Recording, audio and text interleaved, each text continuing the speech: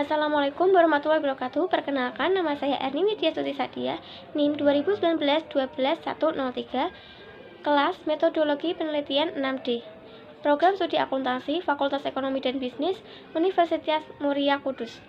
Di sini saya ingin mempresentasikan mengenai proposal dengan judul Pengaruh Kepemilikan Manajerial, Ukuran Perusahaan, Kualitas Audit, Leverage, dan Financial Distress terhadap Integritas Laporan Keuangan, Studi pada Perusahaan Manufaktur yang terdaftar di Bursa Efek Indonesia tahun 2017 hingga 2021.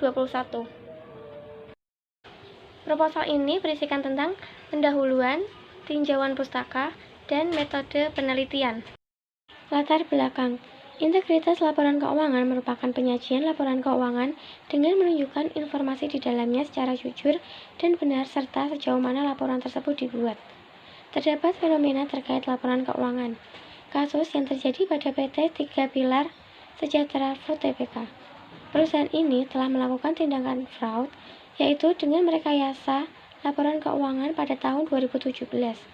Tindakan yang dilakukan perusahaan yaitu menggelembungkan laba bersih sehingga menyebabkan harga saham melonjak. Harga saham pada perusahaan akan melonjak. Rumusan masalah. Yang pertama, apakah kepemilikan manajerial berpengaruh terhadap integritas laporan keuangan? Yang kedua, apakah ukuran perusahaan berpengaruh terhadap integritas laporan keuangan? Ketiga, apakah kualitas audit berpengaruh terhadap integritas laporan keuangan? Yang keempat, apakah leverage berpengaruh terhadap integritas laporan keuangan? Dan yang terakhir, apakah financial distress berpengaruh terhadap laporan keuangan? Tujuan penelitian. Tujuan dari penelitian ini adalah untuk menganalisis seberapa besarnya pengaruh kepemilikan manajerial, ukuran perusahaan, kualitas audit, leverage, dan financial distress terhadap integritas laporan keuangan pada perusahaan manufaktur yang terdaftar di Bursa Efek Indonesia tahun 2017 hingga 2021. Yang selanjutnya adalah manfaat penelitian. Bagi peneliti lain, penelitian ini dapat dijadikan perbandingan dengan penelitian terdahulu maupun penelitian yang terbaru, serta dapat dijadikan sebagai referensi bagi peneliti dengan topik yang sama dan objek yang berbeda bagi peneliti lainnya. Dan bagi peneliti sendiri, penelitian ini dapat menambah wawasan maupun ilmu terkait penelitian yang dilakukan mengenai integritas laporan keuangan. Landasan teori. Yang pertama, agensi teori. Agensi teori atau teori keagenan merupakan hubungan antara dua pihak, yaitu pemegang saham atau partisipal dan manajemen atau agen. Hubungan pemegang saham dan manajemen terjadi ketika tindakan satu orang berdampak pada orang lain. Integritas laporan keuangan. Integritas laporan keuangan merupakan rangkaian hasil dari proses akuntansi yang memiliki manfaat sebagai sarana pengomunikasian informasi keuangan suatu perusahaan kepada kelompok yang berkepentingan terhadap laporan keuangan perusahaan.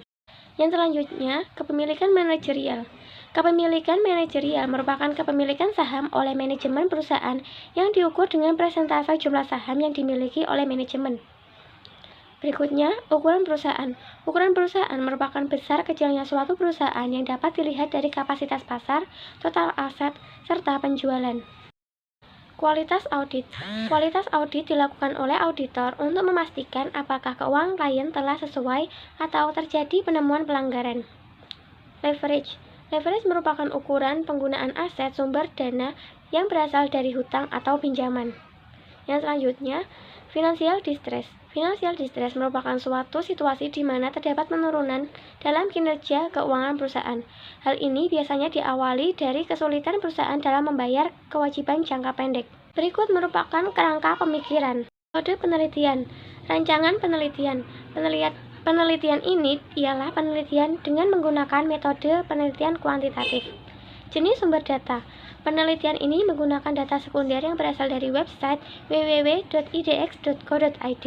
Data ini diambil dari data perusahaan manufaktur yang terdaftar di Bursa Efek Indonesia tahun 2017 sampai dengan tahun 2021 dan menggunakan kriteria tertentu.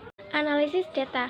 Pada penelitian ini, metode statistik yang digunakan dalam menganalisis data dan menguji hipotesis yaitu menggunakan statistik deskriptif, uji asumsi klasik, dan uji analisis regresi linear berganda dengan menggunakan bantuan program SPSS.